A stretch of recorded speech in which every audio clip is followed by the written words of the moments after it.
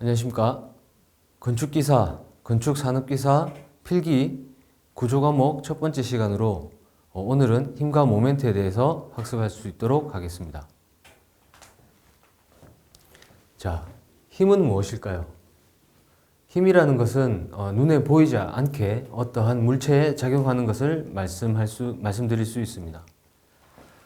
힘은 정지하고 있는 물체를 움직이거나 혹은 변형시키고, 그리고 움직이고 있는 물체의 방향이나 속도를 변화시키는 원인이라고 말씀드릴 수 있겠습니다. 그럼 이렇게 정의적인 설명으로는 실제로 잘 이해가 안 갈 수도 있는데요. 건축 구조 관점에서 한번 볼 수 있도록 하겠습니다. 건축 구조 관점에서 본다면 저희가 살고 있는 이런 바닥판, 슬라브가 있겠고요. 그리고 슬라브를 지지하는 보들이 존재하게 됩니다. 그리고 이러한 바닥판과 보의 하중을 지지하는 기둥이 있고, 그리고 기둥의 하중을 지지하는 지반에 전달하는 기초가 있겠죠. 자, 이러한 건축 구조물의 관점에서 봤을 때 힘이라는 것은 이 하중으로 작용하게 되겠습니다. 수직 하중, 그리고 수평 하중. 이러한 하중으로 작용하는데, 이러한 하중이 힘으로 작용하게 된다면 건축물은 움직이거나 혹은 변형이 일어날 수 있게 되겠습니다. 그런데 저희가 사는 이런 구조물들을 안전하게 쓰기 위해서는 힘, 즉 외력이 하중이 작용해도 우리가 살고 있는 건축 구조물은 변형이 있거나 침하라든지 파괴가 일어나지 않도록 안전하게 설계하는 게 목적이고, 이런 하중이 발생하게 된다면은 바닥판이 이렇게 처지거나 혹은 기둥이 좌골에 생기거나 기초가 침하가 발생될 수도 있습니다. 그래서 이러한 변형을 일으키는 원인이 되는 하중을 저희는 힘이라고 볼 수 있고요. 힘의 3요소와 그리고 힘을 어떻게 표현하는지, 보이지 않는 힘을 어떻게 표현하는지에 대해서 설명드리겠습니다. 힘은 3요소를 가지고 있고, 이 3요소를 벡터로 표현이 가능하겠습니다. 우선 힘의 3요소는 크기, 방향, 작용점으로 세 개로 나눌 수 있고요. 그리고 힘의 크기는 선분의 길이로 표시를 할 수 있겠습니다. 선분의 길이로 표시를 하고, 화살표의 길이가 힘의 크기가 되겠고, 화살표의 방향, 이 끝지점에 이르는 방향을 힘의 방향이라고 하게 되겠으며, 힘이 작용하는 시점을 작용점이라고 합니다. 그리고 이 힘을 지나는 연장선에 있는 무한대로 길어지게 있는 선을 작용선이라고 말씀드릴 수 있겠습니다.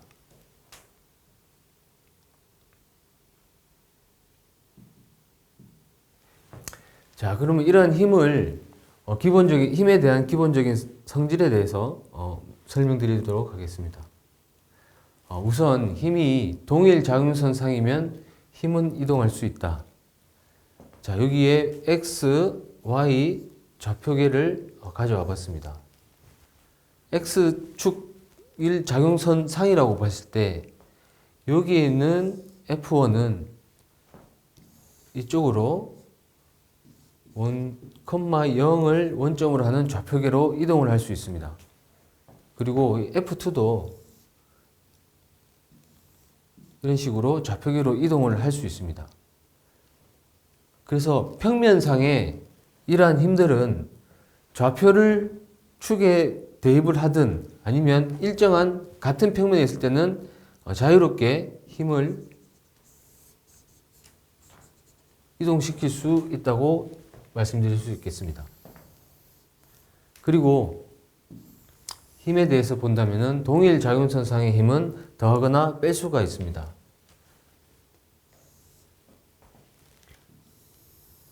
이런 동일 작용선상이 있는데 힘이 F1이 하나의 힘이 있고요. 그리고 F2라는 하나의 힘이 있습니다. 그럼 이 두 힘은 F1과 F2라는 두 힘으로 합성이 되면서 하나의 힘으로 표현이 가능합니다. 그리고 반대 방향의 경우에도 F2라는 힘이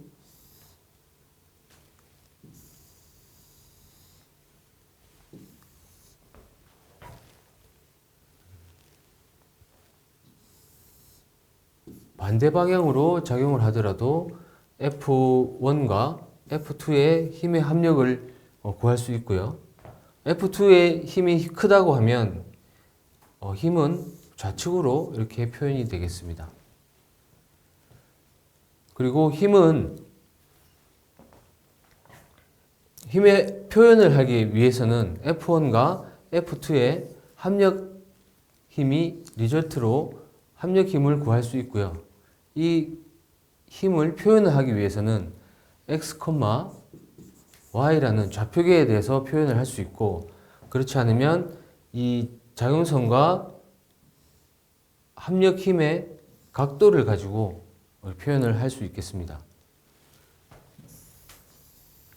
자, 각도로 표현을 할 때는 힘을 어떻게 표현하는지 설명을 드리도록 하겠습니다.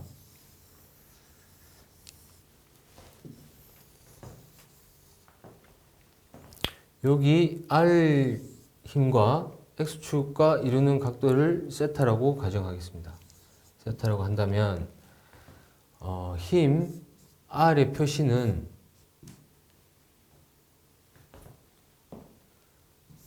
탄젠트 세타라고 해서 여기가 이제 X, Y가 되겠고요.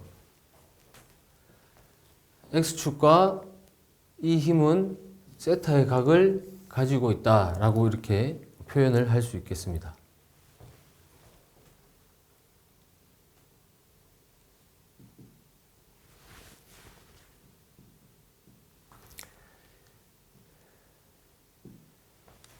자, 그러면 이러한 여러 가지 힘들이 작용하고 있을 때 이 힘들을 합쳐서 하나의 힘으로 표현할 수 있는데요.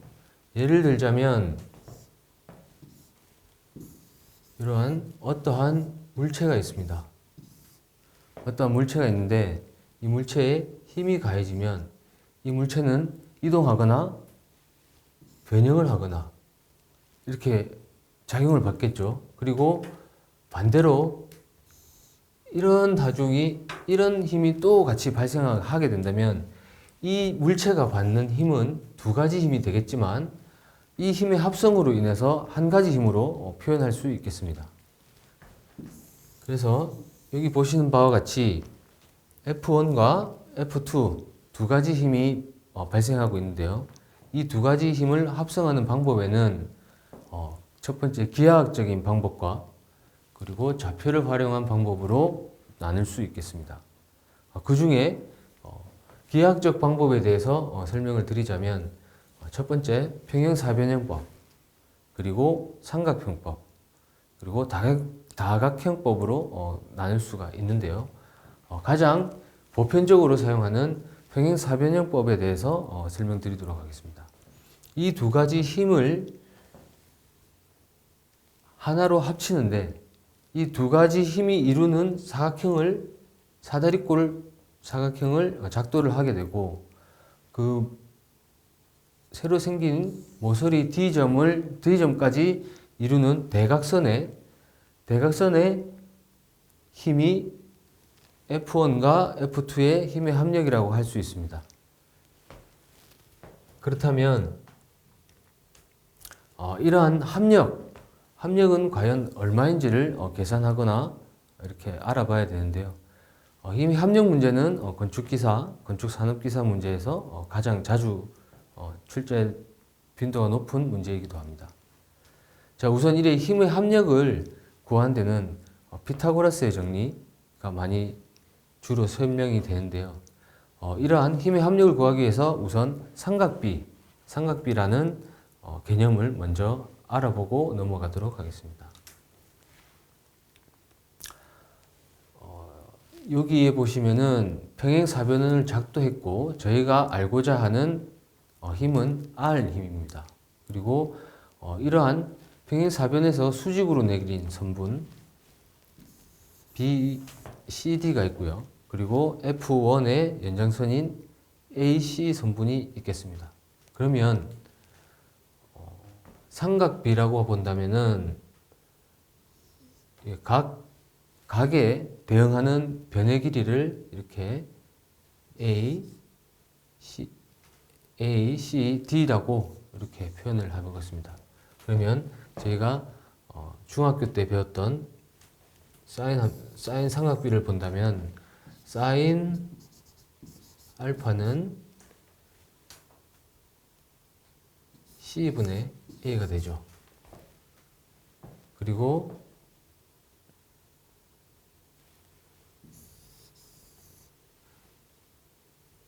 요 D의 선분을 표현하자면 코사인 알파가 C분의 D라고 표현할 수 있겠습니다. 자, 이 부분을 왜 언급했냐고 하면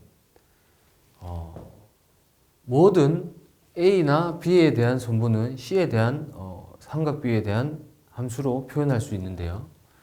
여기서 파생되면 A는 C 사인 알파가 되고 D는 C 코사인 알파가 되겠습니다. 그래서 요 부분을 D를 C 코사인 알파 라고 표현이 되고요. 그리고 A에 해당되는 선분은 C 사인 알파가 되겠죠.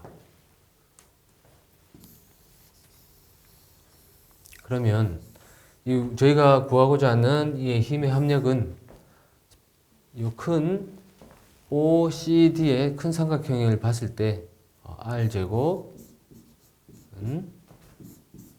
F1 플러스 C 코사인 알파 제곱과 C 사인 제곱 알파 이렇게 빗변의 제곱은 밑변의 제곱과 수직 선분의 제곱으로 표현됩니다. 이 부분을 풀어보면 이런 식으로 삼각 피타고라스 정리에서 저희가 원하고자 하는 R 값의 힘을 구할 수가 있겠습니다. 그리고 이 힘의 방향은 각도로 표현을 할 수 있습니다. 이 힘의 방향은 각도를 표현할 수 있고 이 각도를 세타라고 했을 때 탄젠트 세타라고 했을 때 F1 플러스 C 코사인 알파 F2 그리고 이 부분은 C 사인 알파로 표현할 수 있겠습니다.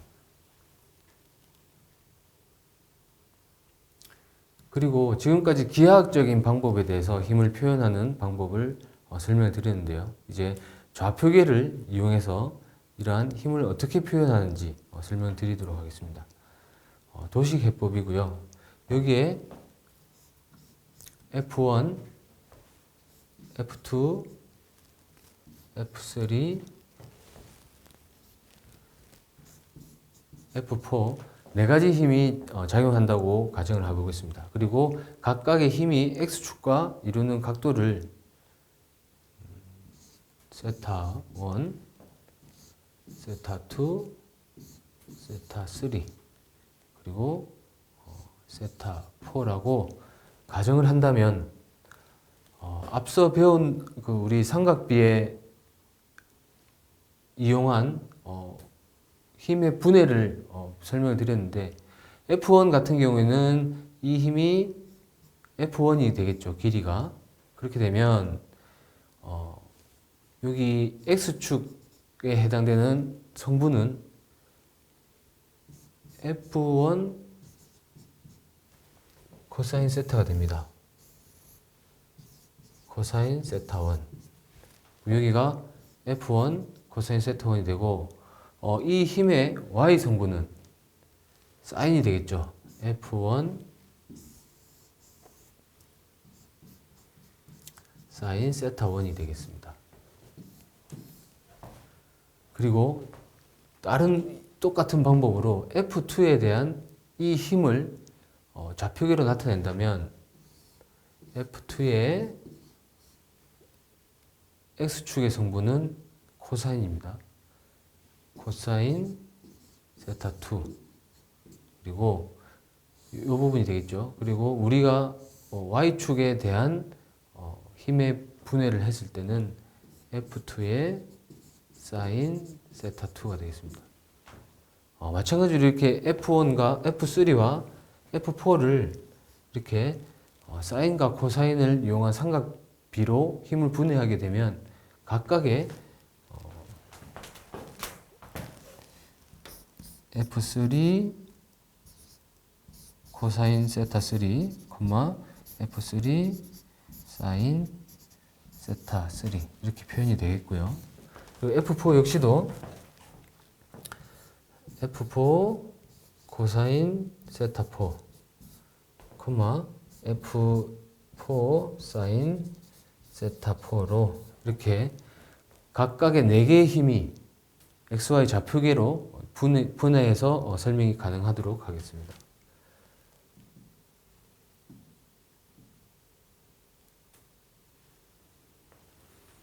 자, 지금까지 힘은 우리 건축 구조에 있어서 힘은 어떤 개념인지, 그리고 힘의 표현하는 어떻게 표현하는지, 그리고 이러한 힘들은 어떤 성질을 가지고 있었으며 이 힘을 합력은 어떻게 구하는지에 대해서 설명을 드렸고요. 이제 두 번째 모멘트에 대해서 설명을 드리도록 하겠습니다. 모멘트는 어느 점을 중심으로 회전시키려고 하는 힘이라고 말씀드릴 수 있겠습니다. 임의의 어떤 점이 있고요. 그리고 이 점을 만나지 않는 같은 작용선 상에 없는 어떠한 힘이 있다고 가정을 했을 때 이 점과 임의의 점과 힘이 가지는 모멘트는 힘의 크기와 수직거리, 힘의 크기와 수직거리의 곱수로 나타낼 수 있습니다.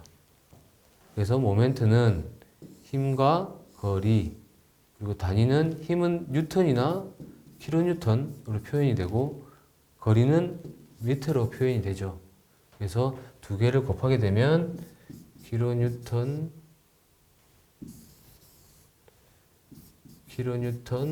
메타라는 모멘트의 단위가 생각할 수 있겠습니다. 그리고 여기에는 메가파스칼이 될 수도 있고 뉴턴이 될 수도 있고 여기도 밀리미터가 될 수도 있고 센티미터가 될 수도 있습니다. 자, 그리고 이러한 모멘트가 발생했을 때 이렇게 시계 방향에 해당되는 모멘트가 발생했을 때를 저희는 플러스 모멘트라고 하고, 반시계 방향으로 생기는 모멘트, 그러니까 힘이 반대 방향으로 작용했을 때 반시계 방향으로 모멘트가 발생하게 되는데요. 이럴 때는 마이너스 모멘트라고 저희는 약속을 하고 이렇게 시작하면 되겠습니다.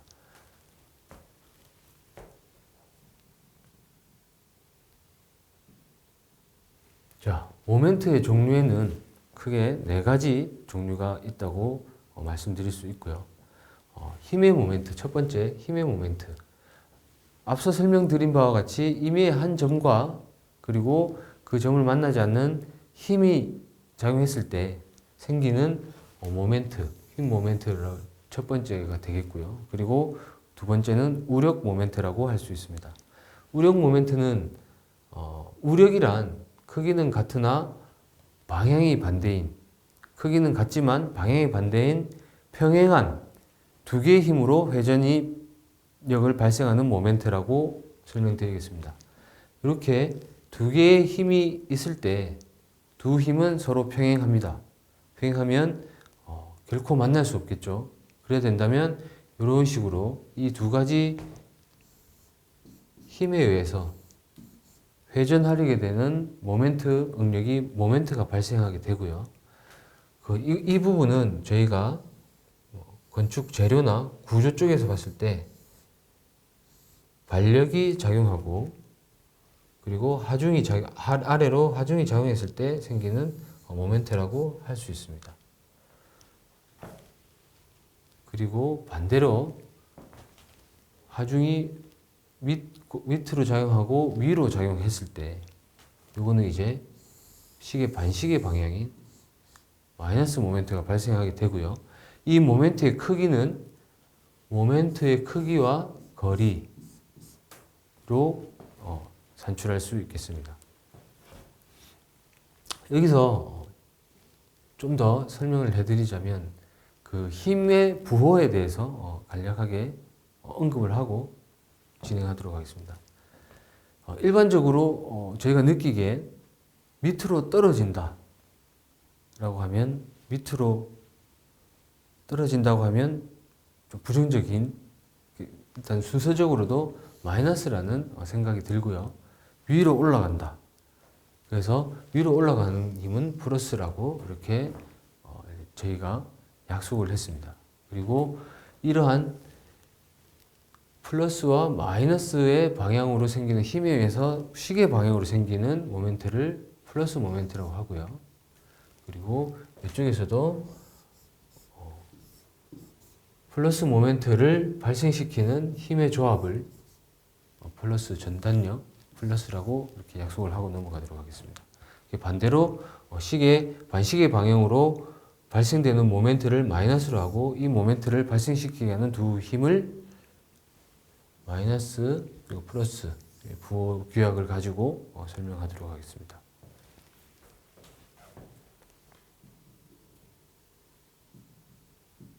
그리고 모멘트에는 하중과 반력에 의한 모멘트가 발생한다고 말씀드렸죠. 요거 같은 경우는 이렇게 모멘트가 발생하고 마지막으로 이러한 모멘트로 인해서 부재 내부에 응력이 발생하게 되는데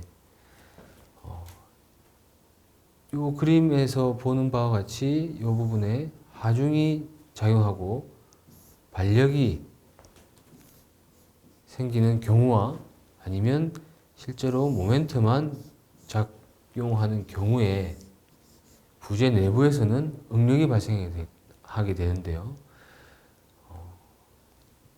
이 부재의 중심축 위쪽으로는 압축 응력이 발생하고 중립축 아랫부분에는 인장 응력이 발생하게 됩니다. 중립축은 압축이나 인장 어느 것도 발생하지 않는 선을 중립축이라고 하는데요.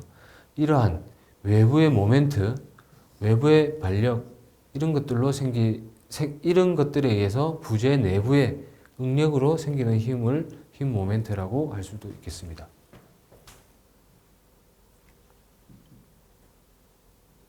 자, 그러면 저희가 힘과 모멘트 관련해서 주로 이런 시험에 나오는 것들을 예제로 풀어보도록 하겠습니다.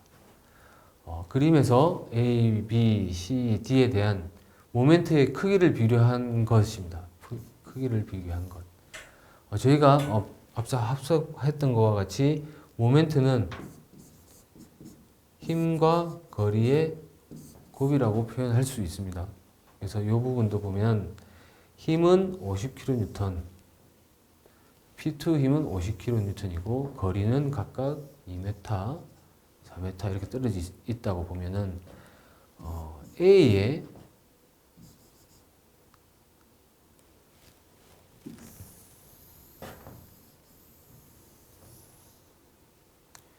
A점에서 발생하는 모멘트가 있을 거고요.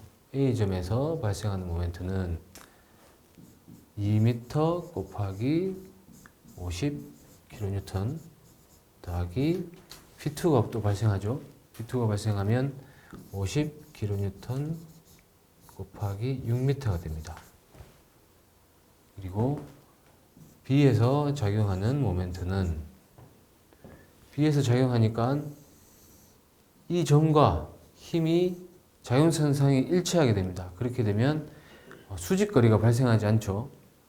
그래서 점 B에 발생되는 모멘트는 P2에 의해서 발생되는 모멘트밖에 없습니다. 그래서 P2에 4m 50N을 한다면 200kN m가 되겠죠. C에도 점 C도 마찬가지입니다. 점 C도 작용선 상에 있으니까 실제로 작용되는 모멘트는 P1 힘에 의한 모멘트만 발생되게 되겠습니다. 4m 곱하기 50. 그리고 모멘트 점 D에 해당되는 모멘트도 A에서 발생되는 모멘트 크기와 동일하게 작용을 하게 되겠습니다. 그래서 이 문제에서 과연 물어보자 하는 의도가 무엇일까요? 단순히 모멘트는 힘의 크기 곱하기 거리 이것도 있겠지만 보시다 보면 이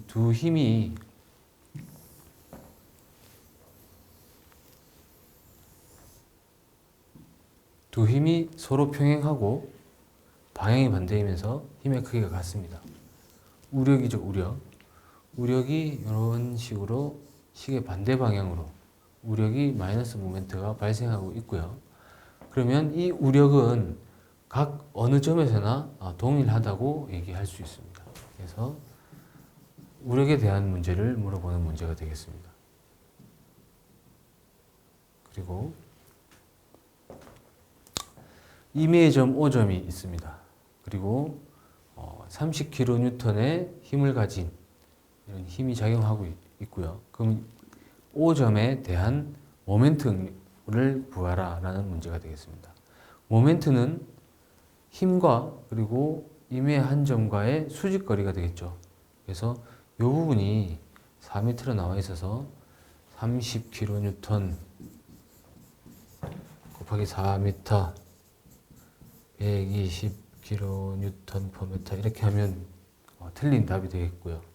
저희는 수직거리가 필요합니다. 수직거리.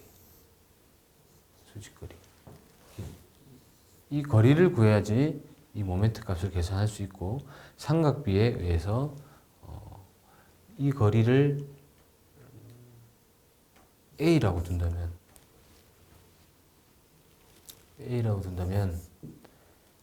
A는 4 sin 30도가 되겠습니다. 이 사인 각을 위해서 sin 30도가 됩니다. sin 30도는 2분의 1이고요. 그러면 A의 수직 거리는 2m가 되겠죠. 그래서 30kN의 힘을 가진 힘 P와 점은 2m를 이격되어 있기 때문에 힘의 크기 30과 거리 2m를 했을 때는 60kN/m로 구할 수가 있겠습니다.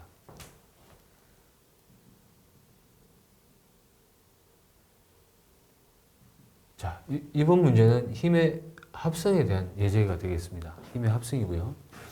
힘의 합성은 저희가 학습했던 바와 같이 이렇게 평행사변형을 그려서 대각선을 작도해서 이 힘의 크기를 선분의 길이를 구하는 것들이 힘의 합력을 구할 수 있다고 말씀드렸습니다. 그래서 이 부분은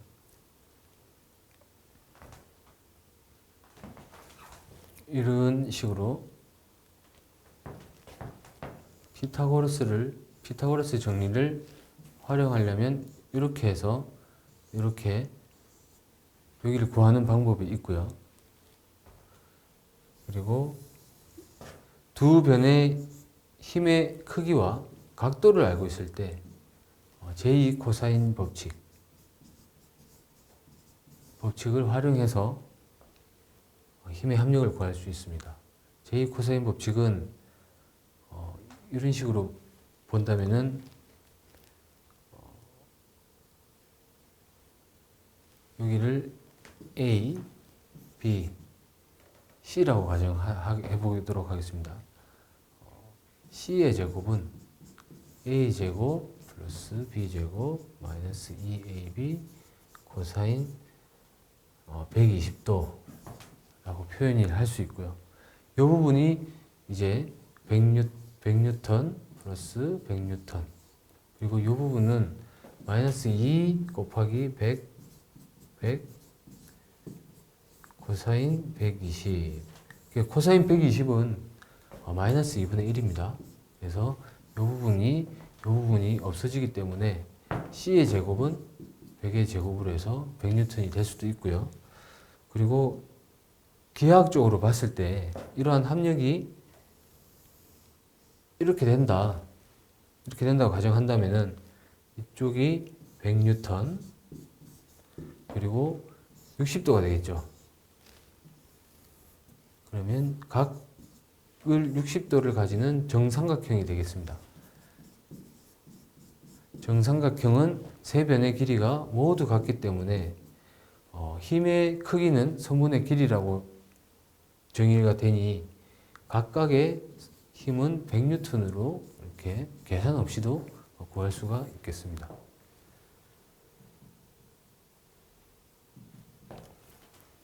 자, 이번 시간은 힘과 모멘트에 대해서 설명을 드렸는데요. 힘의 크기와 어느 지점까지의 거리의 곱으로 나타낼 수 있고, 그리고 힘의 합력, 그리고 모멘트를 어떻게 구하는지에 대해서 학습을 해 보았습니다.